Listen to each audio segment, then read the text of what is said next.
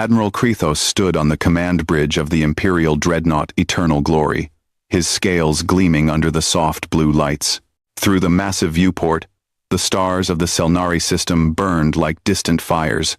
He had served the Valorian Empire for 60 standard cycles, and in all that time, he had never questioned the natural order of things. The Valorians ruled because they were meant to rule. It was simply the way of the universe. The Selnari rebels had been troublesome lately, attacking supply convoys and hiding in the asteroid fields. But they would fall, just like all the others. The Empire had crushed 1,000 rebellions before. This would be no different. Admiral, we are detecting unusual readings near the Barrier Nebula, said Lieutenant Jex Nal from the sensor station. The young officer's voice carried a hint of concern. Krethos turned his large head toward the lieutenant. Define unusual. Multiple energy signatures, sir. They appeared suddenly, approximately 47 in total. They are massive, larger than anything in our database. Jex Nal's clawed fingers moved across the control panel. Wait, sir. They are gone. All signatures have disappeared. Krethos walked to the sensor station and examined the readings himself. The data made no sense. Energy signatures that large should be impossible to hide. They would leave trails, residual radiation, something. But the screens showed nothing but empty space and the swirling gases of the nebula. System malfunction, Krethos decided. Run a full diagnostic on all sensor arrays. Report any findings directly to me. Yes, Admiral, Jex Nal replied, though he looked unconvinced. Krethos returned to his command chair. The Empire's technology was the finest in the galaxy. A sensor glitch was far more likely than phantom warships appearing and vanishing at will. He dismissed the incident from his mind and focused on the patrol route ahead. Far away, on the throne world of Valor Prime, the High Council gathered in their ancient chamber. The room was enormous, built to remind all who entered of the Empire's power and permanence. Crystalline pillars stretched toward a ceiling lost in shadow. The council members sat in a circle, each one a veteran of centuries of rule. High Chancellor Morvek called the session to order with a strike of his ceremonial staff. We have received reports from the outer sectors. Admiral Krethos detected unusual sensor readings near Selnari. Several other commanders have reported similar incidents. Sensor malfunctions, said Councillor Hex Ara dismissively. The equipment in those regions is old. We should allocate resources for upgrades, perhaps, Morvek said slowly. But there is another matter that requires our attention. The humans have requested an audience. Several council members made sounds of annoyance. Councillor Vexthar spoke up, his voice dripping with disdain. The humans again? What do those primitives want now? More technology they cannot properly understand? More time to pay their tribute? The humans were a recent addition to the Empire's long list of protectorate species. 50 cycles ago, Valorian scouts had discovered their world, a small blue planet called Earth, tucked away in an unremarkable arm of the galaxy. The humans had barely mastered their own solar system. Their weapons were crude chemical rockets and early plasma cannons. Their ships could not even break the light barrier. The Empire had offered them the standard choice: join as a protectorate or face subjugation. The humans had accepted protectorate status without resistance. They paid their tribute on time, allowed Valorian observers in their space, and seemed content to remain under Imperial oversight. They were weak, short-lived creatures who accepted their place in the natural order. Their ambassador wishes to discuss trade agreements, Morvek explained. Something about mineral rights and technology exchanges. Let them wait, Vexthar said. We have more important matters to address. The Selnari rebellion must be crushed, and the Draxian consortium is becoming troublesome on the eastern border. The council murmured in agreement. The humans were an afterthought, barely worth the time it took to discuss them. They posed no threat and offered little of value beyond raw materials and tribute payments. What the council did not know was that the human ambassador was not coming to discuss trade. Ambassador Marcus Webb sat in his quarters aboard the diplomatic vessel, reviewing files and reports. His face was calm, but his eyes held a sharp intelligence that his Valorian hosts had consistently underestimated. For 50 years, humanity had played the role of grateful subjects. They had bowed and scraped, paid their tribute with smiles, and allowed Valorian inspectors to tour their facilities. But every inspection had been carefully staged. Every technology demonstration had been precisely calculated to show weakness while hiding strength. In the darkness between stars, in the cold void where Valorian scouts never ventured, humanity had been building. Massive automated shipyards orbited dead stars, powered by fusion reactors that the Valorians believed humans could barely construct. Asteroid mining operations stripped entire belts of resources, feeding the hungry maws of construction facilities. Human engineers had taken Valorian technology and torn it apart, analyzing every component, understanding every principle. Then they had improved it. Human scientists had studied every war in galactic history, learning from the mistakes and victories of species long dead. Human strategists had planned for this moment since the day the first Valorian ship had appeared in Earth's sky. Marcus Webb closed the last file and stood. In 72 hours, the galaxy would learn the truth about humanity. The Valorians thought they knew what humans were capable of. They were about to discover how wrong they had been. In the void near the Barrier Nebula, hidden in the folds of space that Valorian sensors could not penetrate, the human fleet waited. 200 warships hung in perfect silence, their crews at battle stations, their weapons systems charged and ready.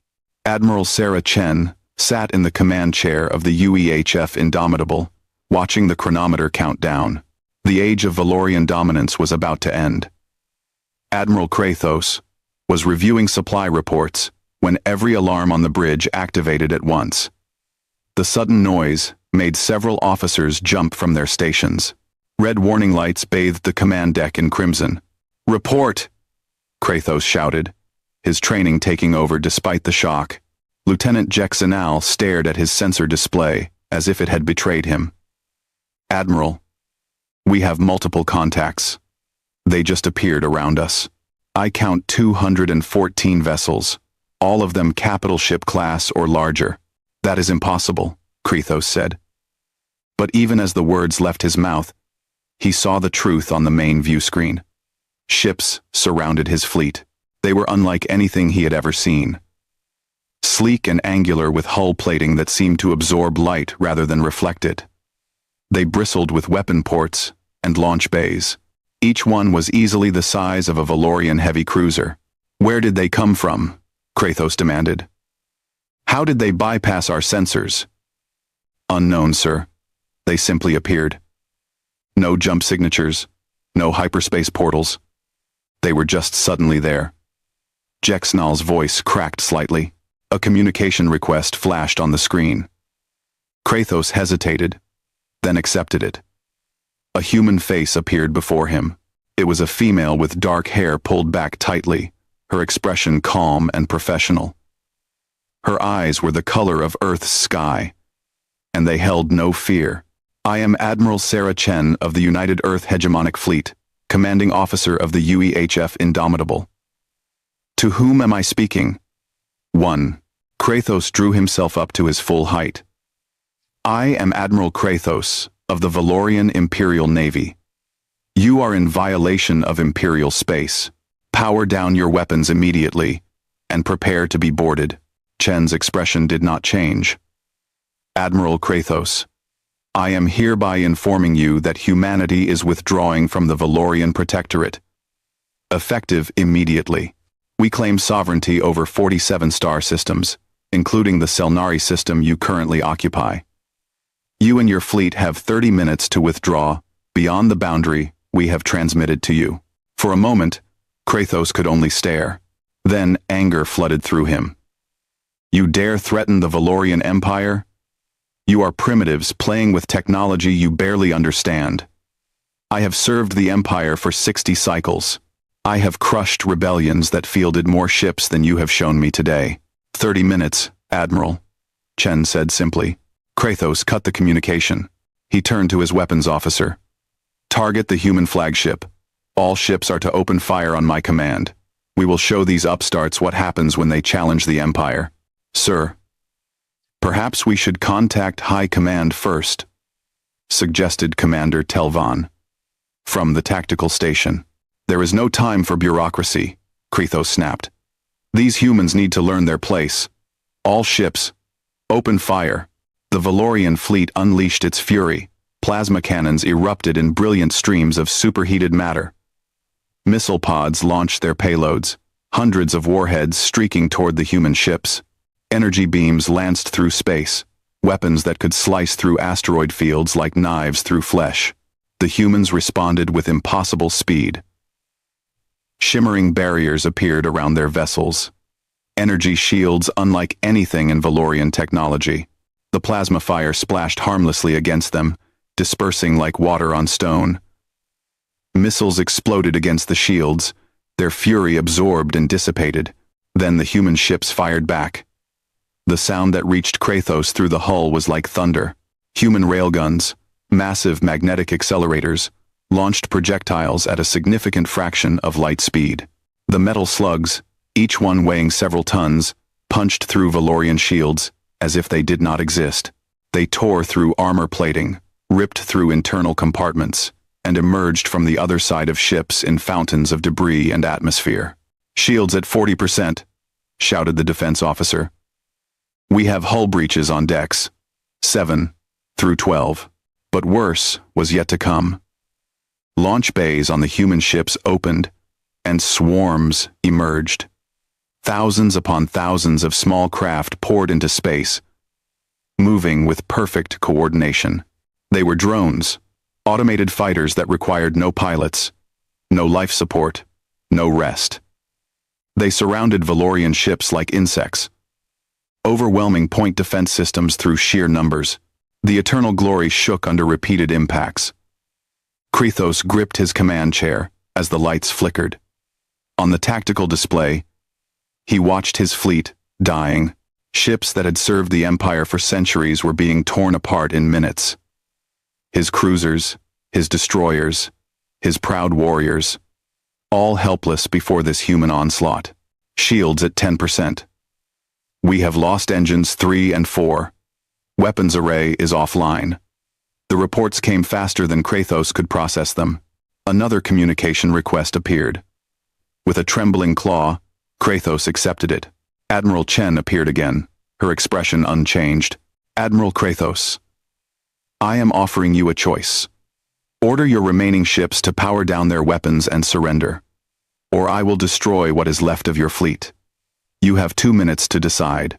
Kratos looked at the tactical display.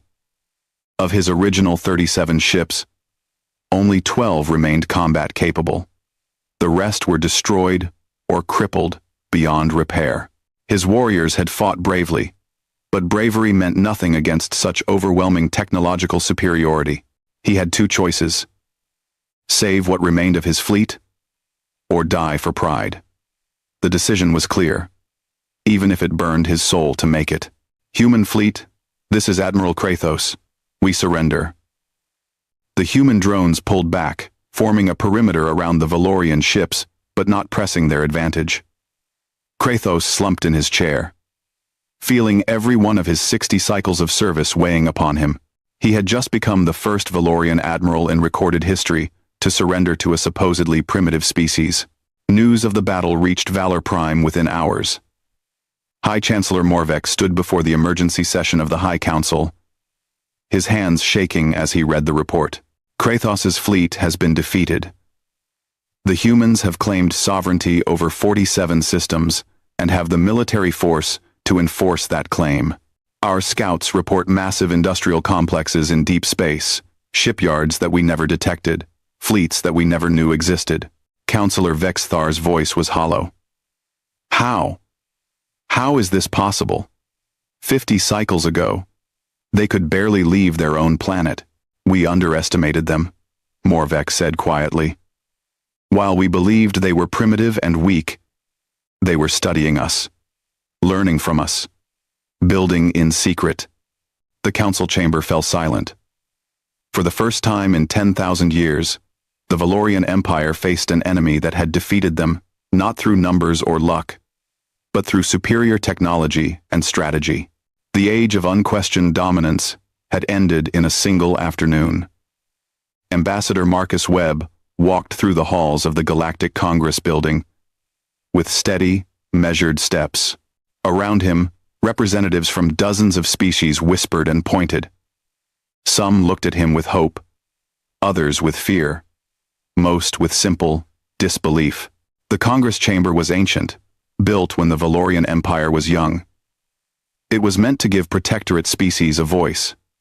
Though everyone knew the truth, the Congress had no real power. It existed to create the illusion of democracy, while the Valorians made all actual decisions. Today, that was about to change. Marcus took his place at the speaking platform.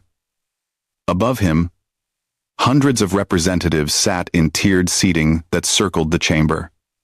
The Valorian delegation occupied the highest tier, their positions literally and symbolically above all others. High Chancellor Morvek sat in the center, his face carved from stone. "The floor recognizes Ambassador Webb of Humanity," announced the session moderator, a thin creature from the Pelian species. Marcus activated the holographic display.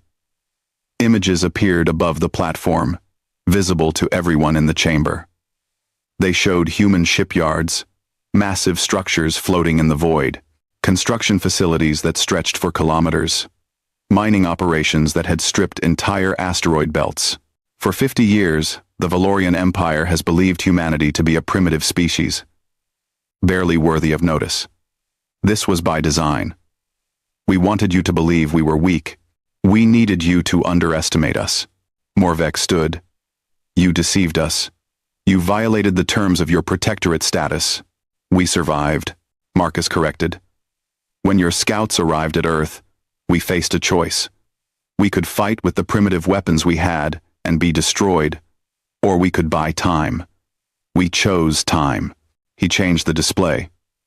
Now, it showed human engineers working on Valorian technology, taking it apart piece by piece. Every technology sample you gave us, we studied. Every inspection you conducted, we learned from. You believed we were grateful subjects learning from our betters. The truth is, we were students learning everything we could about our captors. A representative from the Kelthian species called out, "But how did you advance so quickly? 50 cycles is nothing. Species typically need centuries to make such leaps." Marcus smiled slightly. "Humans have a saying, necessity is the mother of invention. We knew we were on a timer. Eventually, the Empire would demand more from us, or they would discover our true capabilities. We had to be ready before that happened." He gestured to the display again. Human scientists worked around the clock. We built quantum computers that could model and test theories in virtual space before we ever built physical prototypes. We used artificial intelligence to accelerate research, running millions of simulations simultaneously. We took risks that more cautious species would never accept. "And when you made mistakes?" asked a Draxian representative. "We learned from them quickly," Marcus said. "We lost 3 entire shipyards to accidents in the early years. Thousands of workers died. But each failure taught us what not to do. Each success was built on the sacrifices of those who came before." The chamber fell silent. The cost Marcus described was staggering, but so were the results. Marcus continued. "We also studied history. Every war the galaxy has ever recorded, we analyzed. Every tactical doctrine, every strategic theory, every success and failure of every species that has ever fought. We learned from your mistakes. We learned from your victories. And we designed our military to counter specifically what the Valorian Empire could field." Morvek's voice was cold. "You planned to rebel from the beginning." "We planned to survive from the beginning," Marcus corrected. "Rebellion was simply the form survival had to take. The Empire does not allow true independence. Protectorate status is just a gentler word for conquest." A small representative from the Filari species, barely visible in her seat, spoke up. Her voice was timid, but clear. Does humanity intend to replace the Valorian Empire? Will you become the new masters? This the by, incepended. VR tensis, N1. N1. VR10. VR10. It was the question everyone wanted answered. The chamber held its breath. Marcus turned to face the small representative directly. No. Humanity seeks independence, not dominion. We fight to free ourselves, not to enslave others. We are not your new masters. We are your potential allies. He changed the display once more. Now, it showed a document. Text, written in multiple languages.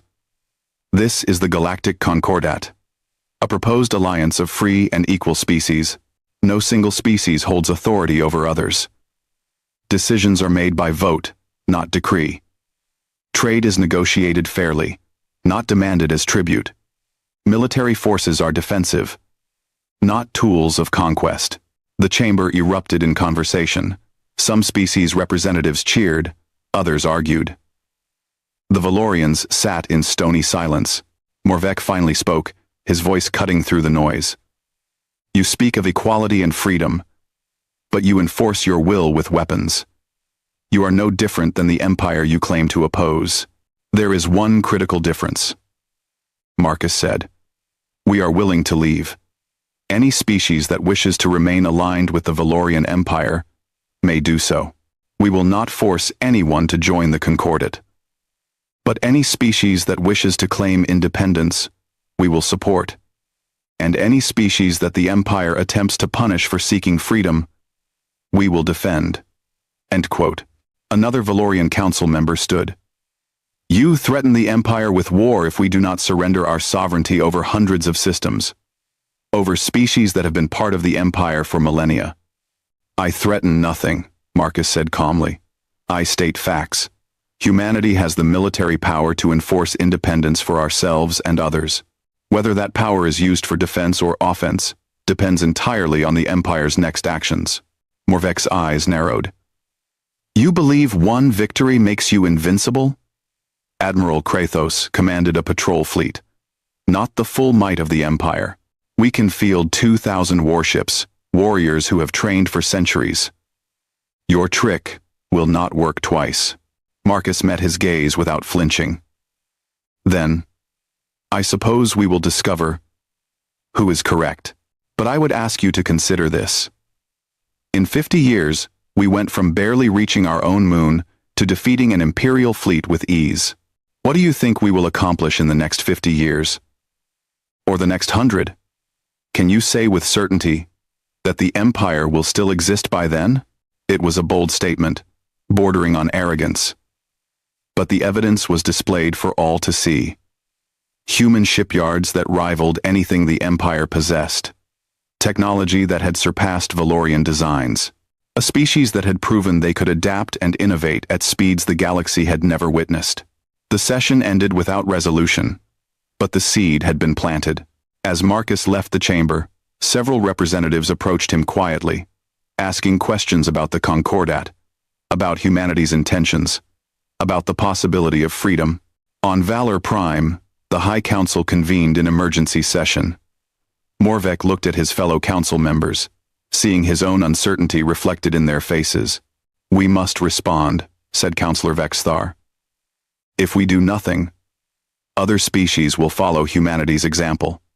The Empire will fracture. We must respond with overwhelming force, agreed another council member. The Grand Armada must be mobilized. We will crush the humans and remind the galaxy why the Valorian Empire has endured for 10,000 years. Morvek nodded slowly. He did not fully believe humanity could be crushed as easily as his colleagues suggested, but what choice did they have? To do nothing was to admit defeat. The Empire's reputation was built on the certainty of its dominance. That certainty had been shaken. It had to be restored. Summon Grand Admiral Velshara, Morvek commanded. Tell her to prepare the Grand Armada for deployment. The humans want war. We will give them a war they will never forget. Grand Admiral Velshara stood on the bridge of the Imperial flagship Eternal Dominion, the largest warship ever constructed by the Valorian Empire.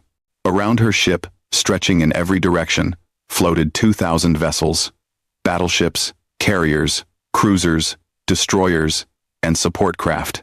It was the Grand Armada, the accumulated military might of 10,000 years of empire. No force in galactic history had ever stood against such power and survived. "All ships report ready for battle, Grand Admiral," said her second-in-command, Commander Rixtal. Velshara studied the tactical display. They had entered the Tartarus Expanse, a region of space twisted by gravitational anomalies. Black holes and neutron stars dotted the area, creating unpredictable gravity wells and spatial distortions. It was dangerous territory. But Velshara had chosen it carefully. "The humans rely on their technology," she had explained to the High Council before departure. "Their ships are fast and maneuverable. But in the Tartarus Expanse, they cannot use those advantages. The gravitational distortions will limit their mobility. We will force them to fight on our terms."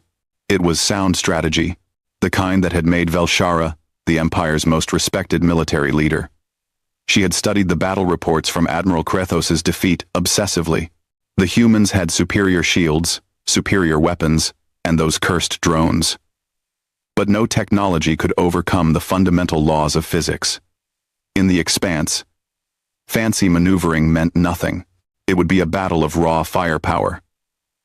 And the Grand Armada had firepower to spare. "Grand Admiral, sensors detect the human fleet ahead," reported the sensor officer. "I count 312 vessels." Velshara allowed herself a small smile. The humans had brought more ships than they had used against Krethos, but it was still nothing compared to the Grand Armada. Battle formation, Omega. All ships are to advance at steady pace. Target their command ships first. I want that Admiral Chen captured or killed within the first hour. The Armada moved forward like a tide of metal and energy. The human fleet waited, seemingly small and vulnerable in comparison. Through the view screen, Velshara could see them clearly now. Those strange angular ships that had humiliated Krethos.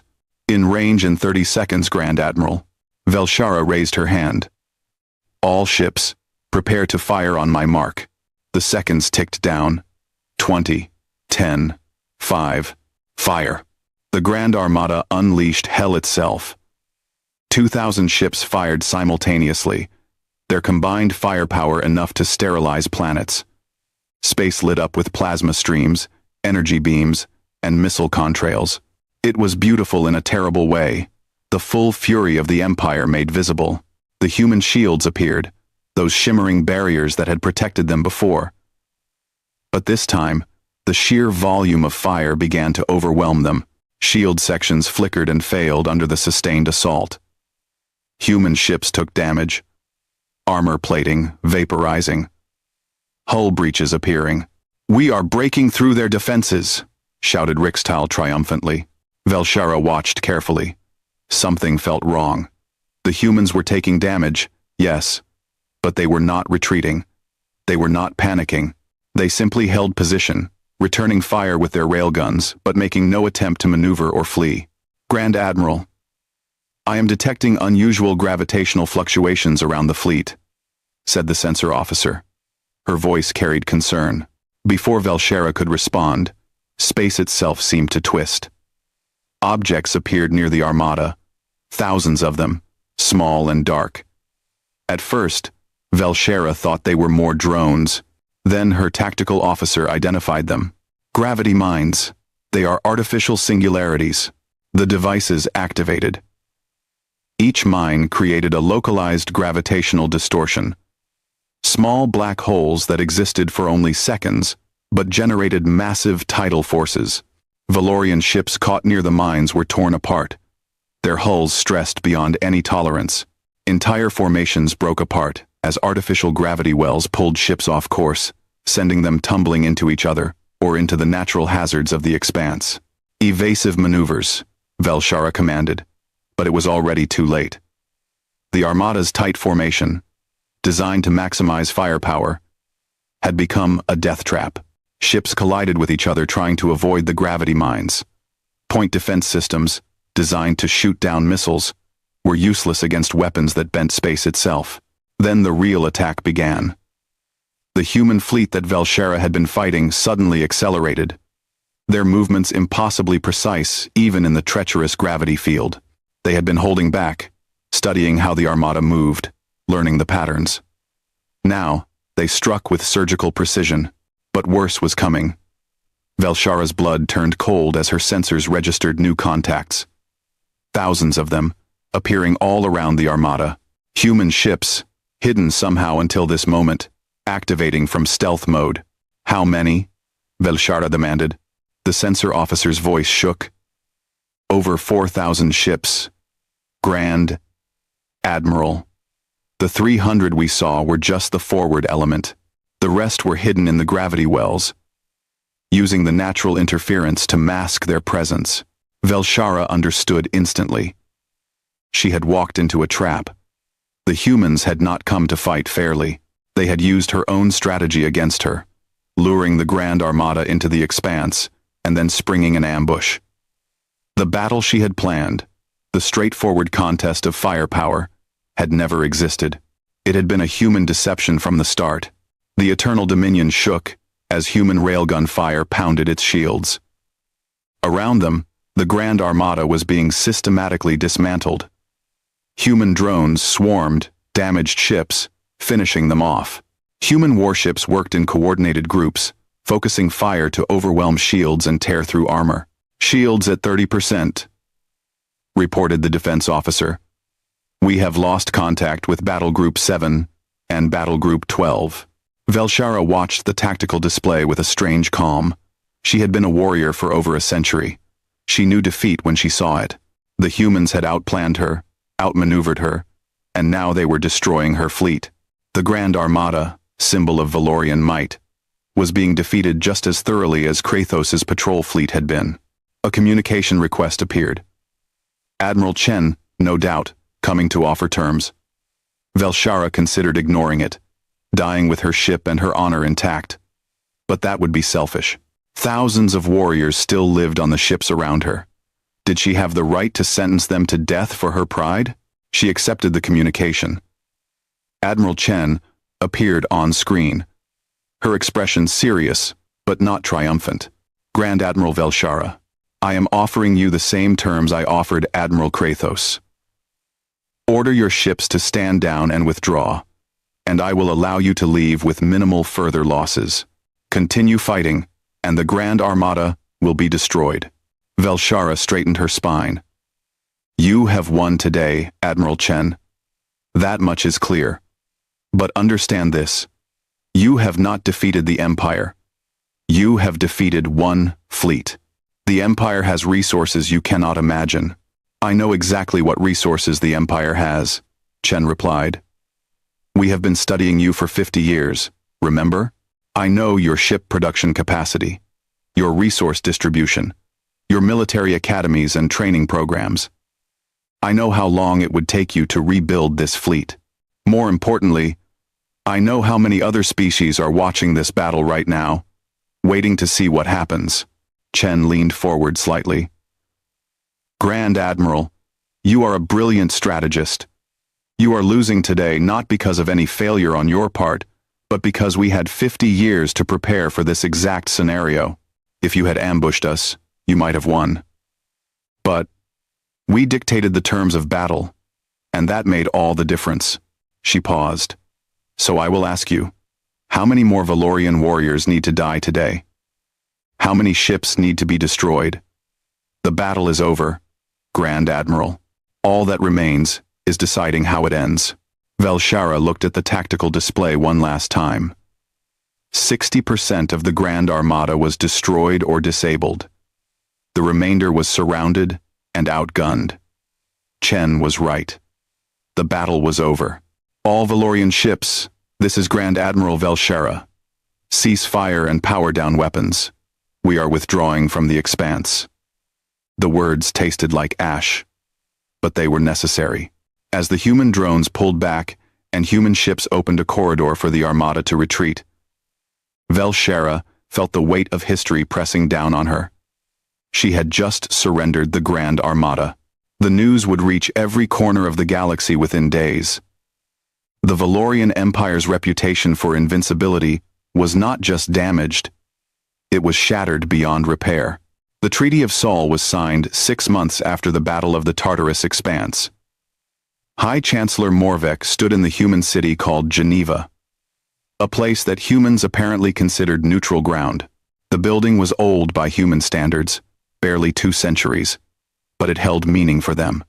This was where they had once tried to build peace among their own nations before they reached the stars.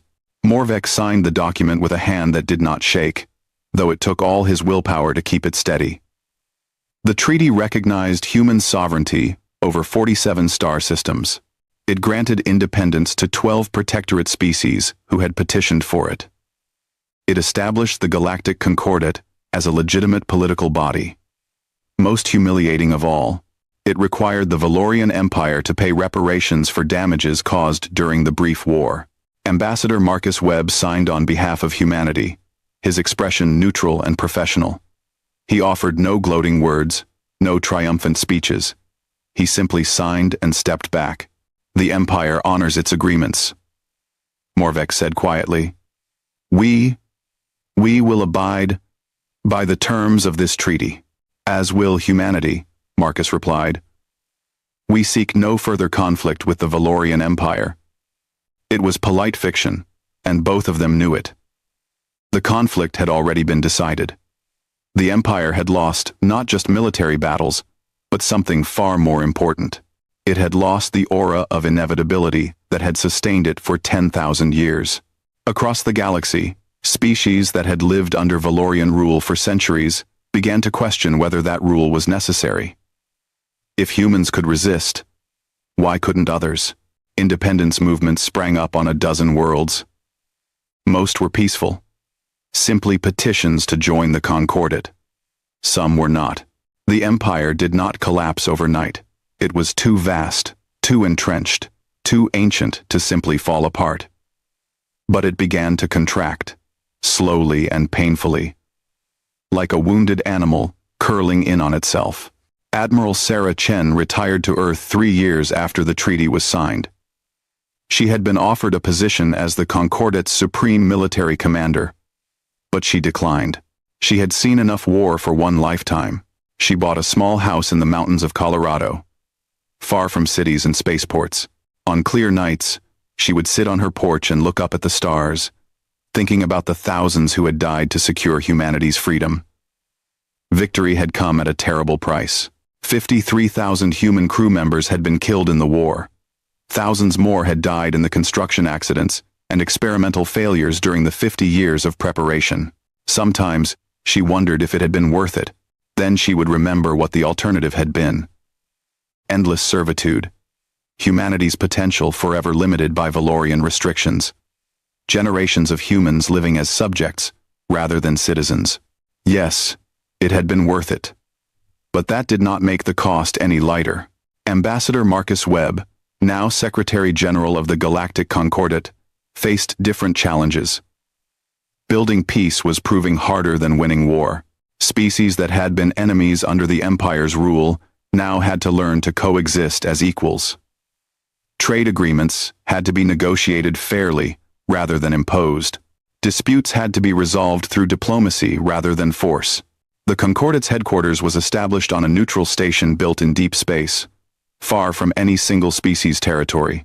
Representatives from 23 species filled the council chamber, arguing passionately about everything from shipping routes to cultural exchange programs. It was messy and loud and inefficient. It was also the most beautiful thing Marcus had ever seen. This was what freedom looked like. Not the clean order of empire, but the chaotic creativity of genuine democracy. On Valor Prime, change came slowly but inevitably. The High Council that had ruled for centuries found itself challenged by younger Valorians who had grown up hearing stories of the human war. These young people asked uncomfortable questions. Why had the Empire not seen the humans building their fleet? Because the Empire had grown complacent, relying on assumptions rather than intelligence. Why had the Grand Armada lost? Because the Empire had stopped innovating centuries ago, content to maintain rather than advance. Why had Protectorate species rebelled? Because the Empire had viewed them as subjects rather than partners. A new political movement emerged among young Valorians, calling themselves the Reformists. They argued that the Empire needed to change, or it would continue to decline. Some older Valorians called them traitors. Others listened. High Chancellor Morvek, now in the final years of his life, surprised many by meeting with reformist leaders. He listened to their ideas about voluntary association rather than forced protectorate status, about collaboration rather than dominance, about learning from other species rather than ruling them. You speak of things that would have been unthinkable a generation ago, Morvek said to the young reformist leader, a brilliant strategist named Kixara. The humans made many things thinkable that were once impossible, Kixara replied. They showed us that our assumptions about the natural order were simply that. Assumptions. The universe does not care about our empire. It does not recognize our supposed superiority. If we wish to survive, we must adapt. Morvek studied the young Valorian for a long moment. You may be right, but change of this magnitude will take time. The empire has existed for 10,000 years. It will not transform overnight. One of the ply. 1. The empire has existed being 2, less men, ever ply. Then we will work for as many years as necessary, Kixara said. The humans took 50 years to prepare for their freedom. Surely we can take as long to transform our society. 15 years after the treaty, a human survey ship made a discovery in an unexplored region of space. The ship's captain, a woman named Rodriguez, could barely believe what her sensors were showing her.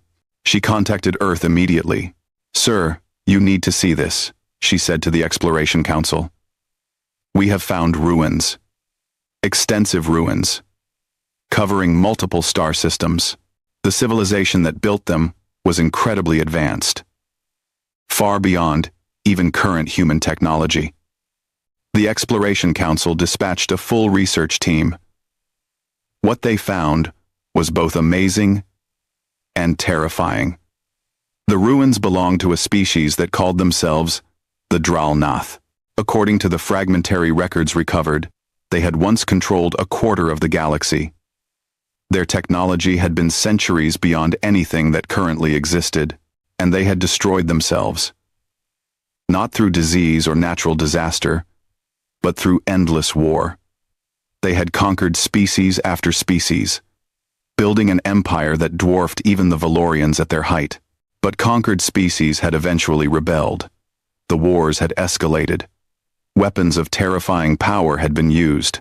In the end, the Dralnath had burned their civilization to ash, taking hundreds of other species with them. The records were distributed throughout the Concordat. Representatives from every member species read them in somber silence. Here was a warning from the past, a message left by a dead civilization. Power without wisdom leads to destruction. Ambassador Webb called a special session of the Concordat. When he spoke, his voice was serious. We have seen what lies at the end of the path of conquest. The Dralnath believed, as the Valorians once did, that dominance was the natural order. They conquered until there was nothing left to conquer. Then they fought each other. We must not repeat their mistakes. He paused, looking around the chamber. Humanity did not defeat the Valorian Empire, simply to replace it with a human empire. We fought for the right to determine our own future. That same right belongs to every species in this galaxy. The Concordat exists not to rule, but to mediate. Not to command, but to facilitate cooperation. A Valorian representative, one of the young reformists, stood to speak. The Empire recognizes the wisdom in these words. We propose that the Valorian Empire formally petition to join the Galactic Concordat as an equal member. The chamber erupted in surprised conversation. The Valorian Empire? Joining the Concordat? Not as a dominant power, but as one voice among many? It took 6 months of negotiation, but eventually it happened. The Valorian Empire, after 10,000 years of viewing itself as superior to all others. Accepted membership in an organization where it had no special status. On Earth, Admiral Chen heard the news in her mountain home. She smiled slightly, then returned to her garden. The galaxy would continue to change, to evolve, to struggle with the eternal questions of power and freedom and justice. But for the first time in her life, she felt genuine hope that the future would be built on cooperation rather than conquest. The age of empires had not ended completely, but something new had begun. Something messy and imperfect and beautiful. A galaxy learning, slowly and painfully, to see itself not as conquerors and conquered, but as partners in a shared future. It was not the ending anyone had expected. But perhaps, Admiral Chen thought as she tended her roses, it was exactly the ending they all needed. The vastness of space stretched before Admiral Jack Thorne as he stood on the bridge of the Celestial Dawn, the flagship of the Galactic Confederation's 7th Fleet. Stars twinkled like diamonds against the black canvas of space. Thorne was a tall man with broad shoulders and a face marked by years of difficult decisions. His gray hair was cut short, and his blue eyes were always alert, scanning for threats.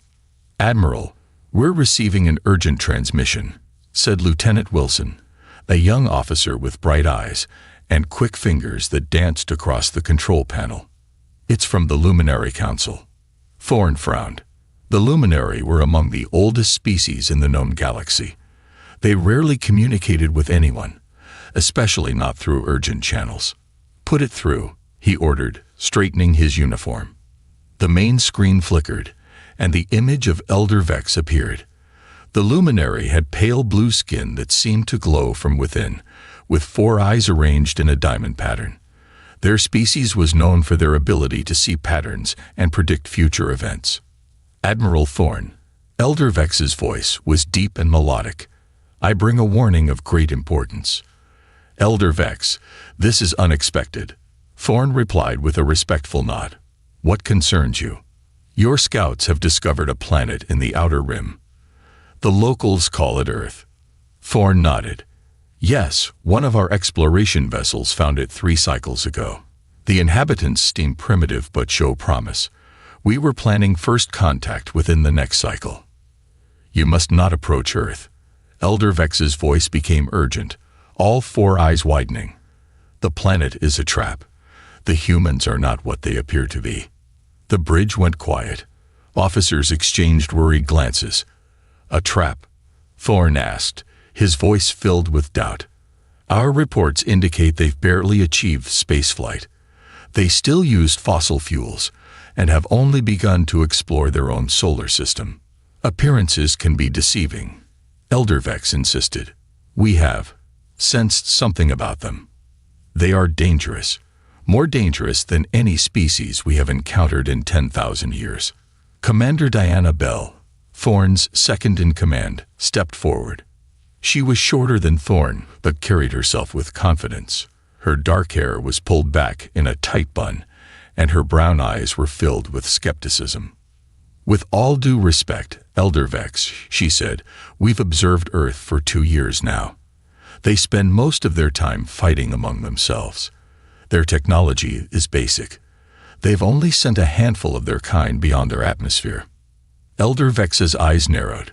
"That is what they want you to believe." Thorne sighed. The Luminary were respected for their wisdom, but they were also known for being overly cautious. Sometimes their predictions were based more on fear than fact. "I appreciate your concern, Elder," Thorne said carefully, "but we can't ignore a potential new member of the Confederation based on a feeling." "It is more than a feeling," Elder Vex insisted. "We have studied the patterns. Earth sits at the center of a cosmic anomaly. The humans have survived disasters that should have wiped them out. They adapt too quickly. They learn too fast." Dr. Kell, the chief science officer, joined the conversation.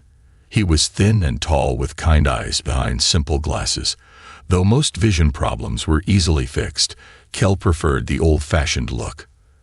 "Admiral, while I respect the Luminary's insights, our scientific data doesn't support this claim.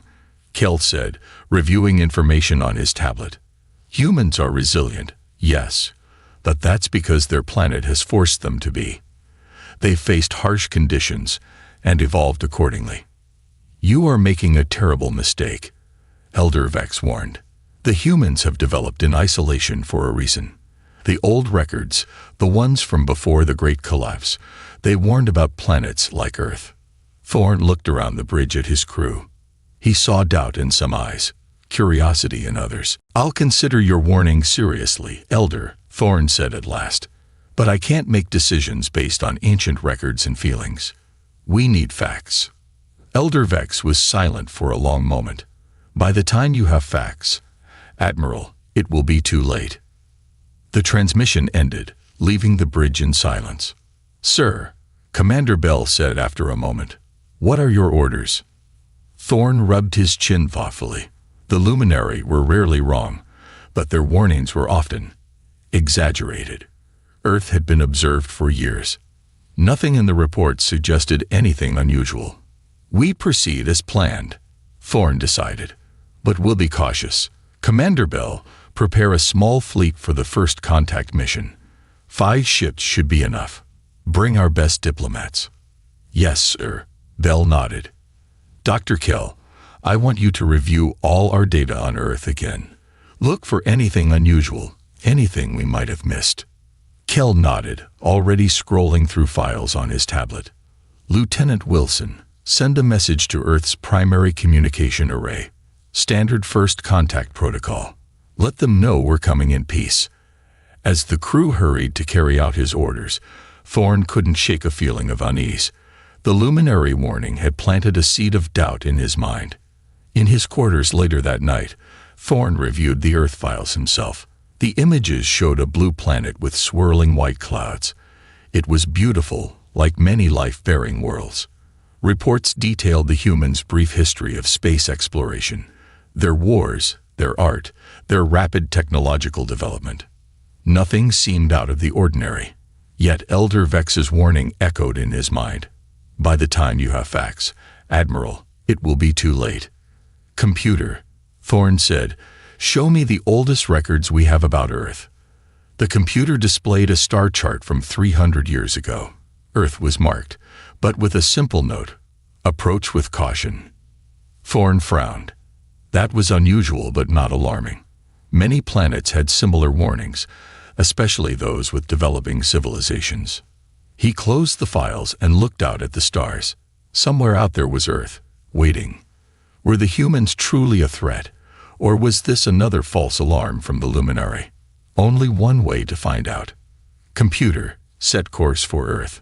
Inform Commander Bell that I'll be leading the first contact mission personally.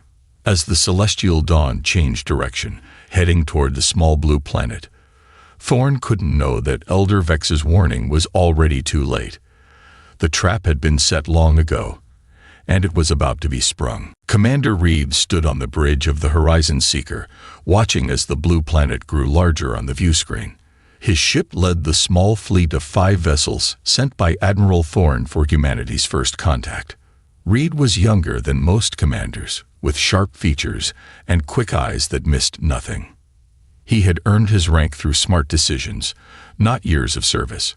Entering Earth's solar system, Commander, reported Navigator Mills, a steady officer with a talent for charting safe paths through unknown territory. Their long-range scanners should detect us within the hour. Reed nodded. Good. Let's not rush. We want to give them time to prepare. Lieutenant Hayes, the communications officer, looked up from her console. Sir, I'm picking up a lot of transmissions from the planet. They're excited. Expected, Reed said with a small smile. Their first encounter with life beyond their world. I'd be concerned if they weren't buzzing with activity. Dr. Owens, the xenobiologist assigned to the mission, joined Reed at the view screen. She was older than most of the crew, with silver streaks in her dark hair and eyes that had seen many strange worlds. Their reaction is unusual, Commander, she said quietly. Most species respond with fear when they first detect us. These humans, they sound almost happy. Reed considered this. Perhaps they're simply more curious than fearful. According to our reports, they'd been broadcasting signals into space for over a century, hoping for a response. Or perhaps they're very good actors, Owens replied, her voice low. Reed gave her a sharp look but said nothing. The luminary warning had spread through the fleet, despite Thorne's efforts to keep it quiet. It was causing unnecessary worry. "Sir," Hayes called out, "we're receiving a direct transmission from Earth. It's on our standard diplomatic frequency." Reed's eyebrows rose. That was unexpected. How did they know which frequency to use?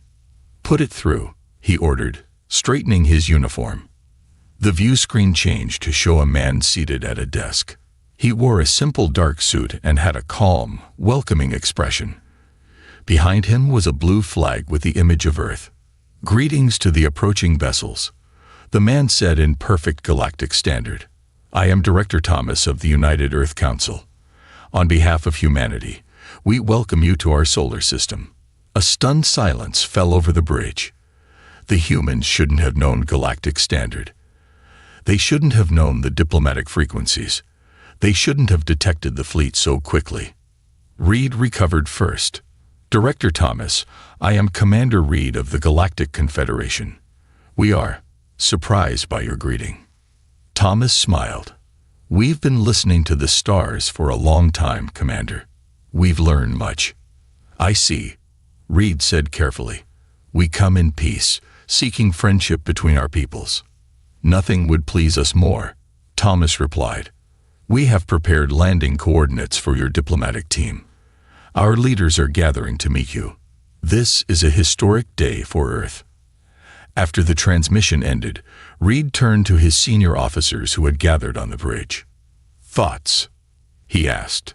"It's a trap," Security Chief Ward said immediately. She was always suspicious, which made her good at her job. They shouldn't have this level of knowledge. "The luminary warning." "Could be wrong," interrupted Dr. Owens. "Many species develop differently. Perhaps humans are simply fast learners." Navigator Mills shook his head. "They knew our language, our frequencies. That's not learning. That's spying." Reed considered all viewpoints. There was definitely something strange happening, but they had their orders. Admiral Thorne wanted this first contact to succeed. "We proceed as planned," Reed decided.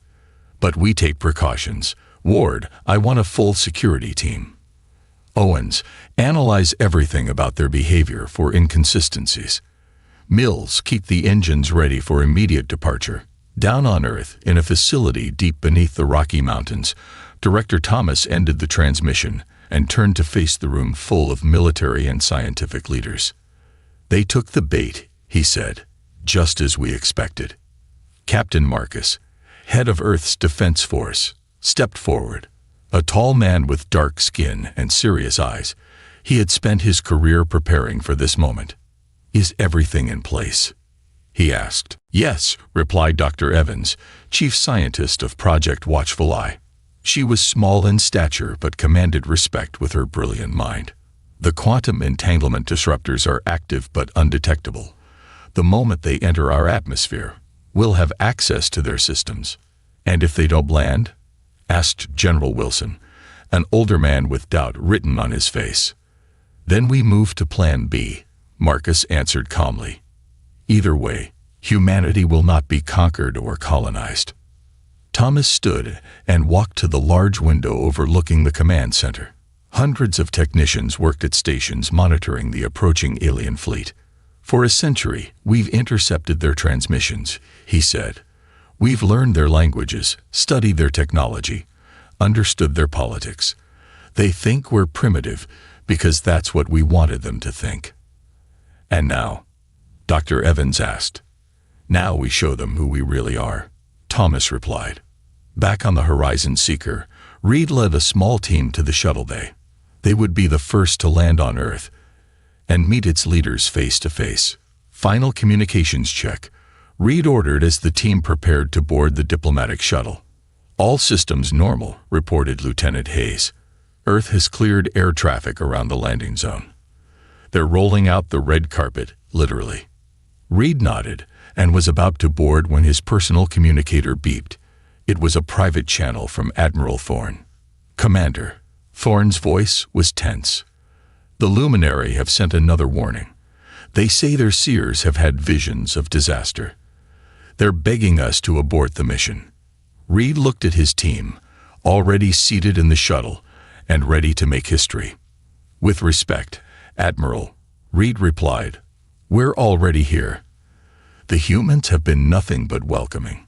Whatever the Luminary fear, I'm not seeing it." There was a pause before Thorn responded. "Proceed, but be on guard. I've moved the rest of the fleet closer to your position. At the first sign of trouble, get out of there." "Understood, sir." Reed boarded the shuttle, pushing away his doubts, as the small craft detached from the Horizon Seeker and began its descent toward Earth. He couldn't help but feel they were missing something important. On Earth, Captain Marcus watched the shuttle's approach on the tracking screens. He turned to Dr. Evans. "Activate Operation Trojan," he ordered quietly. Dr. Evans nodded and pressed her hand against a scanner. Across the planet, hidden systems hummed to life, invisible to the aliens, but about to change the balance of power in the galaxy forever. As Reed's shuttle entered Earth's atmosphere, he had no idea he was flying straight into humanity's carefully laid trap. The warnings had come too late. The game was already in play, and the humans had been setting up the board for generations. Commander Reed's shuttle touched down smoothly on a large landing pad. Through the viewports, he could see a welcoming committee of humans dressed in formal attire. The sky was clear blue, and the air outside registered as breathable according to the shuttle's sensors.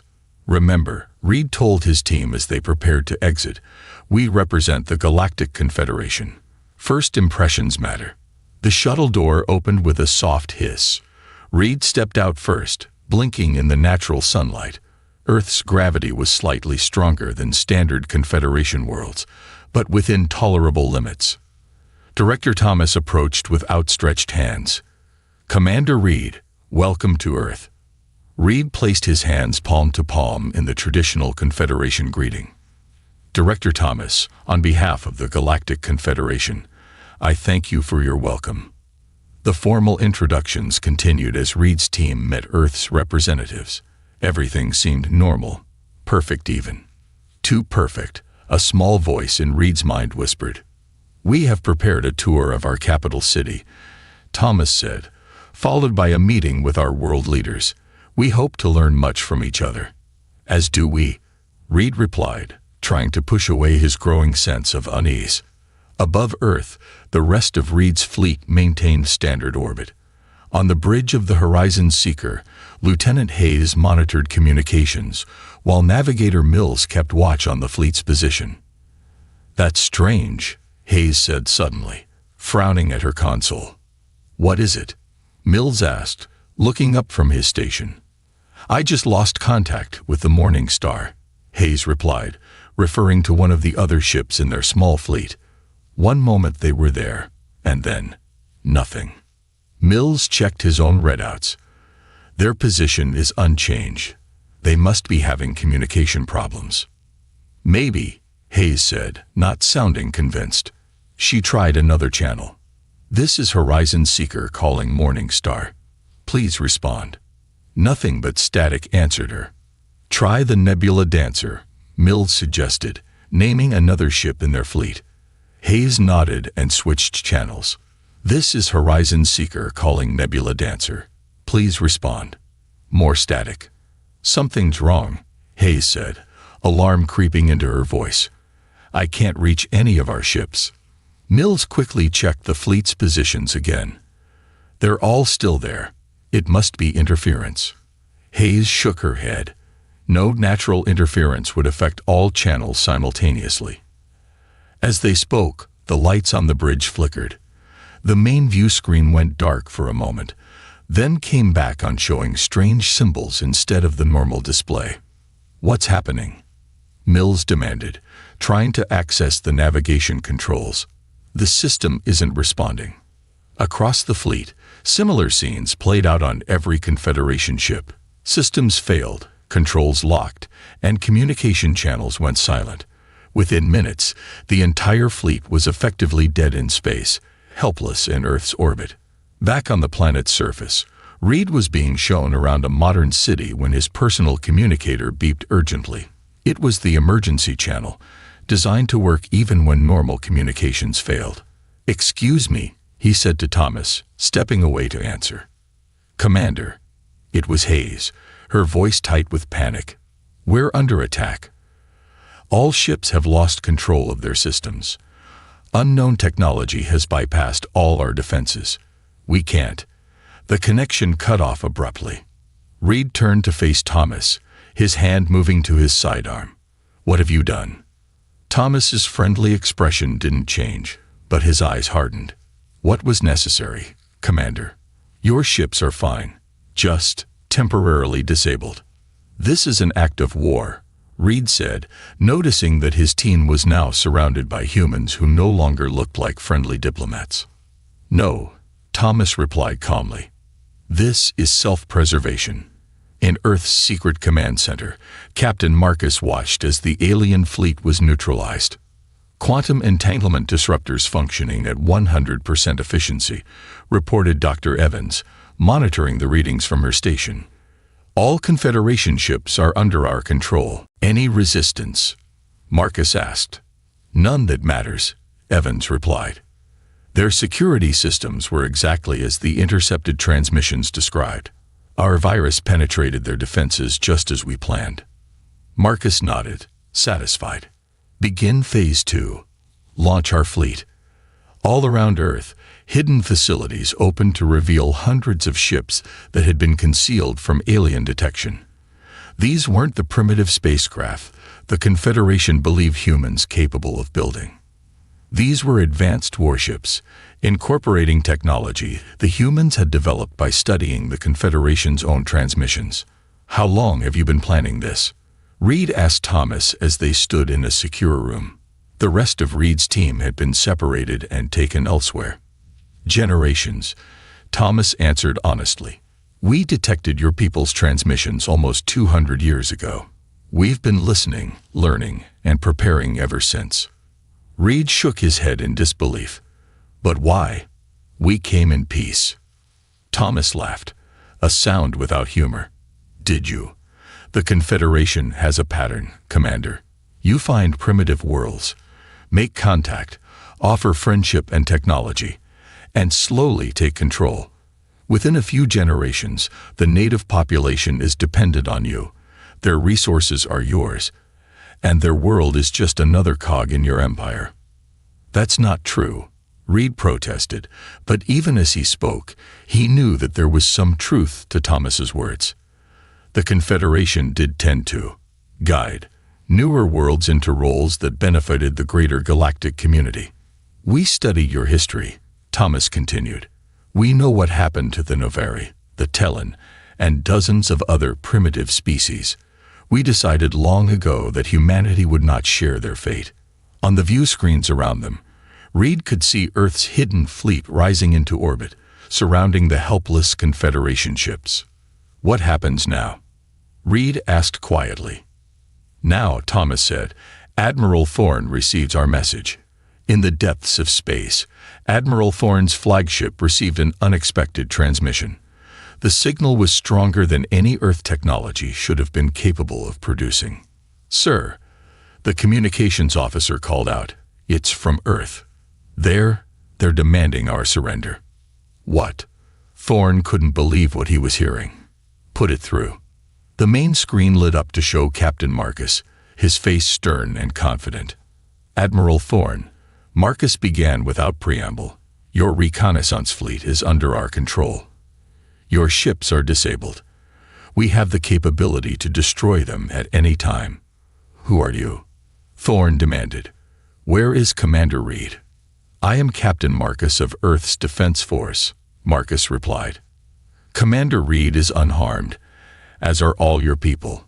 They will remain that way as long as you listen carefully to what I have to say." Thorne glanced at his senior officers, all watching with shocked expressions. The luminary had been right. Earth was not what it seemed. "I'm listening." Thorn said grimly.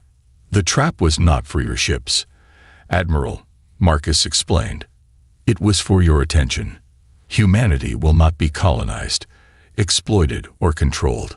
We are offering you a choice. Recognize us as equals, or face a war you didn't expect and are not prepared for." As proof of their capabilities, Earth's hidden fleet fired precisely calibrated weapons that disabled, but didn't destroy, 3 of Thorn's escort vessels in a matter of seconds. And suddenly, Thorn understood the full meaning of the luminary warning. "By the time you have facts, Admiral, it will be too late." It already was. Admiral Thorn stood frozen on the bridge of the Celestial Dawn. The screen showed Earth's hidden fleet surrounding his disabled reconnaissance ships.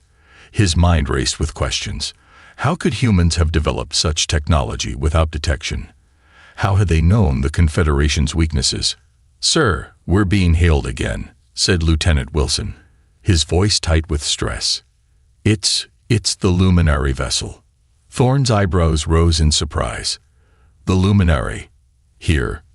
The view screen shifted to show Elder Vex. The ancient alien looked tired, the glow of his blue skin dimmer than before. "You should have listened, Admiral," Elder Vex said without greeting. "Now we face a situation none of us wanted." "You knew about Earth's capabilities," Thorn said. "It wasn't a question." "Not specifically," Elder Vex replied. "But we knew enough to be cautious. The humans evolved on what we call a death world." "A death world?" Thorn frowned. "A planet with extreme environmental pressures. Most intelligent species evolve on stable worlds with predictable conditions. Humans faced constant change, brutal weather, deadly predators, and shifting continents. It forged them differently." As Elder Vex spoke, another transmission came through. This one showed Captain Marcus alongside a human woman Thorn didn't recognize. "Admiral Thorn," Marcus began, "this is Dr. Miller, Earth's leading xenobiologist. She has studied your species for decades. We thought you might have questions." Thorn glanced at Elder Vex, whose image remained on a separate screen. The luminary nodded slightly. "I have many questions," Thorn replied, "starting with how you developed technology capable of disabling Confederation ships." Dr. Miller stepped forward. She was middle-aged with gray streaks in her brown hair and eyes that missed nothing. "Simple, Admiral. We listened and learned. Your people broadcast everything. Technical specifications, scientific discoveries, military protocols. For over a century, we've been gathering your knowledge and using it to prepare." "That's impossible," Thorn objected. "Our transmissions are encrypted." Miller smiled. "To species that develop encryption and decryption together, yes. But humans approached your codes with no preconceptions. We saw patterns where your people didn't expect anyone to look." Marcus added, "Your encryption methods evolved from shared historical foundations. Ours developed independently. It gave us a unique perspective." On the luminary vessel, Elder Vex was joined by another of his kind, one even older and more frail.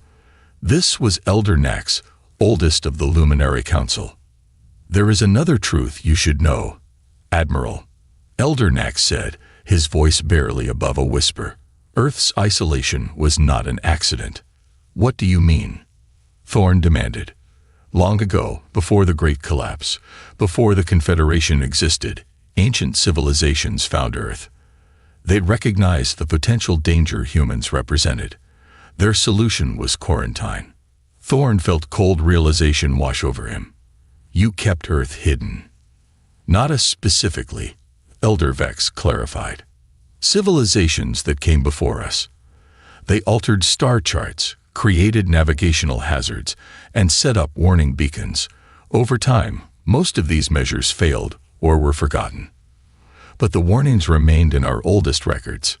Back on Earth, Commander Reed was escorted into a room where Director Thomas waited with several other human leaders.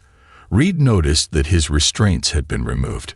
"Your Admiral and the Luminary are currently having a fascinating conversation," Thomas told him. "I thought you might want to join us in watching." Reed eyed Thomas suspiciously. "Why would you allow that?" "Because we want you to understand us," Thomas replied simply. "We're not your enemies unless you force us to be." A large screen showed the conversation between Thorn, Marcus, and the luminary. Reed watched with growing astonishment as the true history unfolded. "We never wanted war, Commander," Thomas explained as they watched. "We just refused to be conquered, even peacefully." "The Confederation doesn't conquer," Reed argued, but his voice lacked conviction. "Not through force of arms." "No," Thomas agreed, "but through dependency and cultural dominance."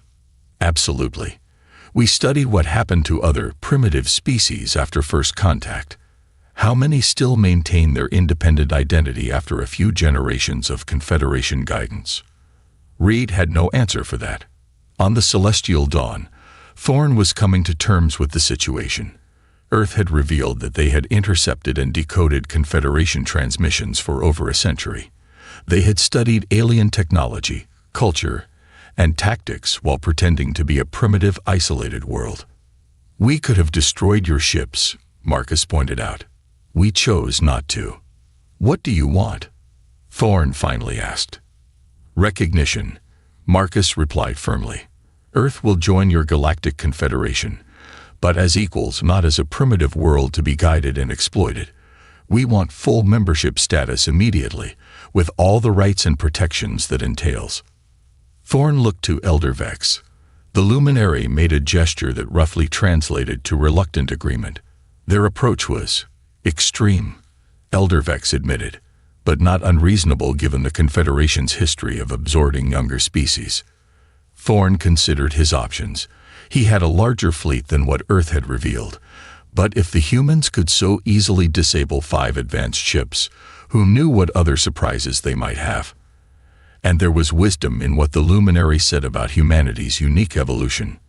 "I will bring your proposal to the Confederation Council," Thorn said carefully. "But I need more than just demands. I need good faith. Release your advance fleet and Commander Reed's team," Thorn continued. "Prove that your intentions are peaceful despite your dramatic first impression." Marcus seemed to consider this, then nodded. "Agreed. But our ships will escort yours until formal agreements are signed." And, Elder Nax added unexpectedly, "The luminary will serve as mediators. We have the most experience with unusual species integration." The pieces of a new arrangement were falling into place. Humanity had forced its way to the galactic table through cunning rather than conquest. They had studied their potential adversaries for generations, preparing defenses against specific weaknesses. As the discussion concluded, Reed was returned to his shuttle with his team. All were unharmed but shaken by the experience. "Commander," Thomas said as Reed prepared to depart, "please tell your admiral something important." "What's that?" Reed asked warily. "Tell him that Earth didn't develop all this technology just to defend against the Confederation. Tell him there are things out there, beyond known space, that worry us far more than your people ever did." Reed felt a chill at Thomas's words.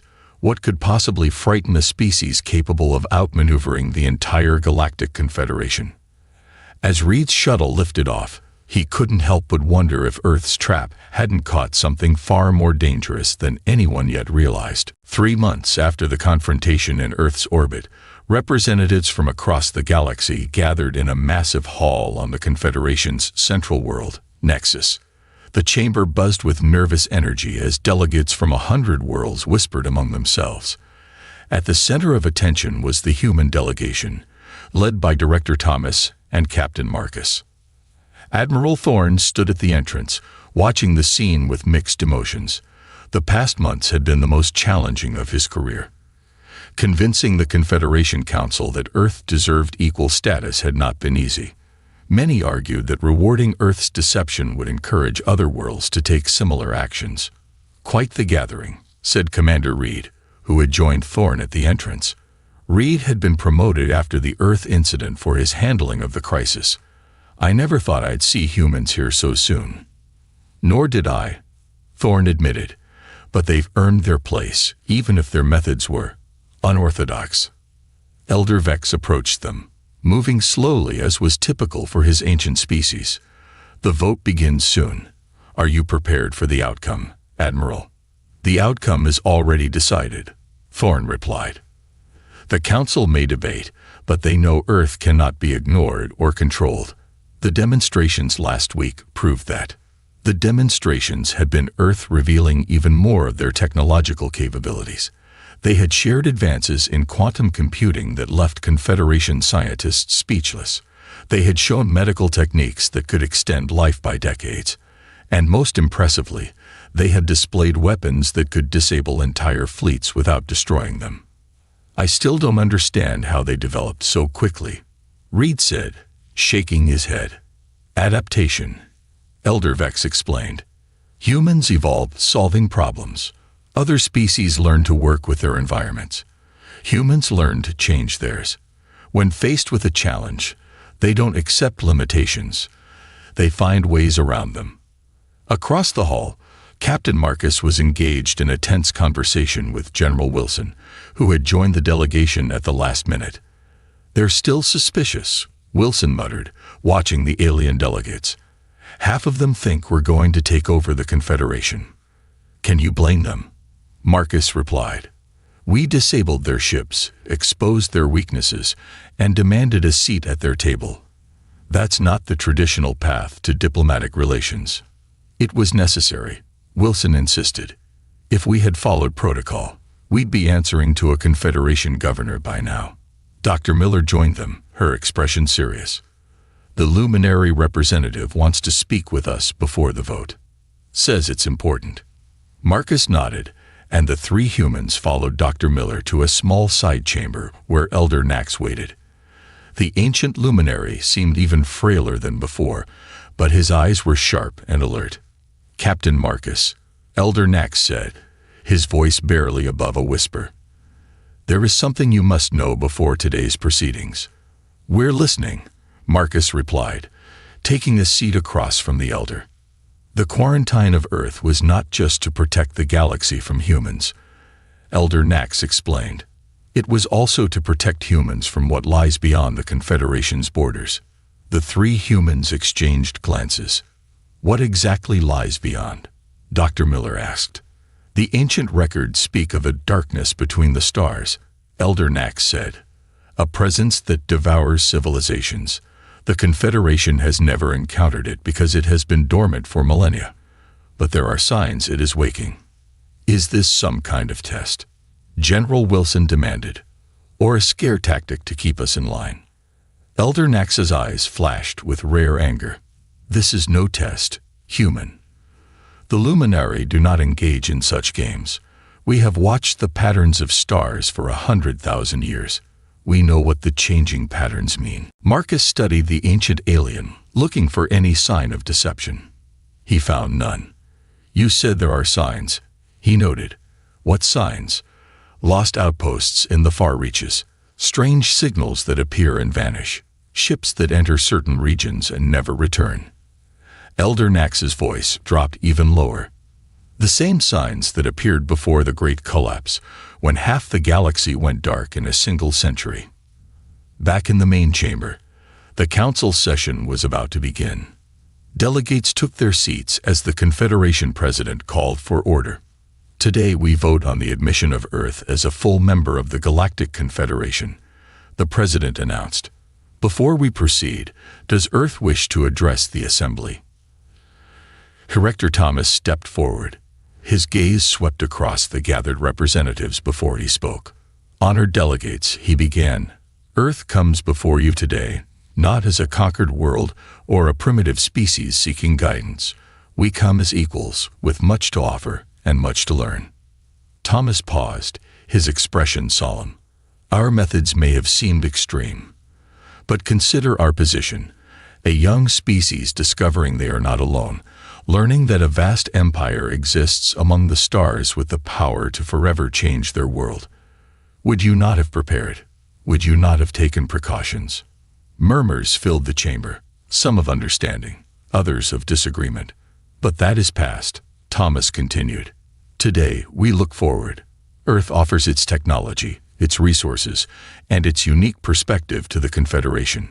In return, we ask only for respect and equal standing." As Thomas spoke, Captain Marcus and his group returned to the chamber.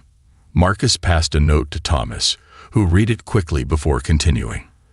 "There is one more thing," Thomas added, his voice taking on new urgency. "Earth scientists have detected unusual activity beyond the Confederation's outer territories. Activity that matches ancient warnings in our own records we discovered while preparing our defenses." This caused a stir among the delegates. The luminary representatives nodded gravely. "We believe," Thomas concluded, "that the galaxy may soon face a threat greater than any in recorded history. Earth is prepared to join with the Confederation to meet this threat, whatever it may be." The vote that followed was unanimous. Earth was admitted as a full member of the Galactic Confederation, with all the rights and responsibilities that entailed. As the session ended, Admiral Thorne approached Thomas and Marcus. "That was quite the speech," Thorne said, "especially the part about the threat beyond our borders. Very convenient timing." Marcus met Thorne's gaze steadily. "It wasn't a political tactic, Admiral. The luminary confirmed what our own deep space monitors have been detecting. Something is out there, something old and dangerous. And if it comes," Thorne asked, "then the trap Earth built for you," Thomas replied quietly, "will seem like a child's toy compared to what we will build